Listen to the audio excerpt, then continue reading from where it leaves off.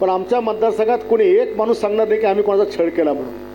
आमची ताकद आम्ही गोरगरिबांना सपोर्ट करण्याकरता कार्यकर्त्यांना ताकदवर देण्याकरता माझ्यासोबत सायकलवर फिरणारे कार्यकर्ते आज फॉर्च्युनरमध्ये फिरतात. ही एवढी जवळपास 35 कोटी रुपयाचं माझं कमिशन मी कार्यकर्त्यांना सोडून दिलं की तुम्ही स्ट्रॉंग आहात, तुम्ही स्ट्रॉंग झाले तर मी स्ट्रॉंग त्या ठिकाणी होईल.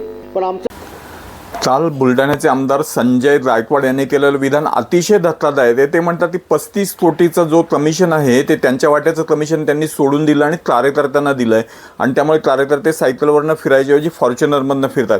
हे इतकं निर्लज्ज उदाहरण तुम्हाला महाराष्ट्राच्या इतिहासात सापडणार नाही. राजकीय व्यक्ती एक आमदार तो स्वतः असं सांगतोय की एवढ्या कोटींचा हा व्यवहार आहे, म्हणजे कार्यकर्त्यांना हे पैसे वाटले गेले आहेत. आता त्यांनी त्याच्यानंतर जे काय लकवा आला आणि म्हणून माझी दुरुस्ती करतो शब्दांमध्ये असं म्हणून सुद्धा म्हणजे 35 कोटीची टेंडर ही त्यांनी कोणाला तरी कार्यकर्त्यांना दिलेली आहेत. आता हे सुद्धा नियमबाह्य नाही का? त्यामुळे हा अतिशय महत्त्वाचा प्रश्न आहे आणि या सगळ्याच्यामध्ये आपल्याला निर्लज्जपणा किती आहे तो, तर या पद्धतीचं विधान केल्यानंतर त्याच्या संदर्भात युती सरकारमधलं कोणीही बोलत नाही.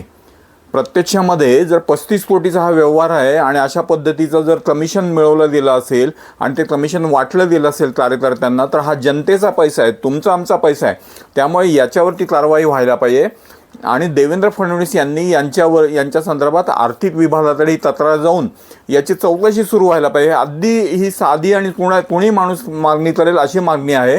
त्यामुळे आम आदमी पार्टीची पण ही मागणी आहे.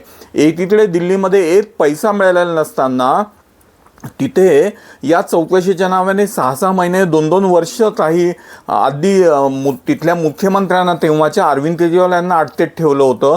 परंतु महाराष्ट्रामध्ये एक आमदार स्वतःच्या तोंडाने हे सांगतोय, असं सांगताना त्याची चौकशी होत नाही, त्याला अजूनही अटक होत नाही, त्याच्या संदर्भात काही पुढे कारवाई होत नाही.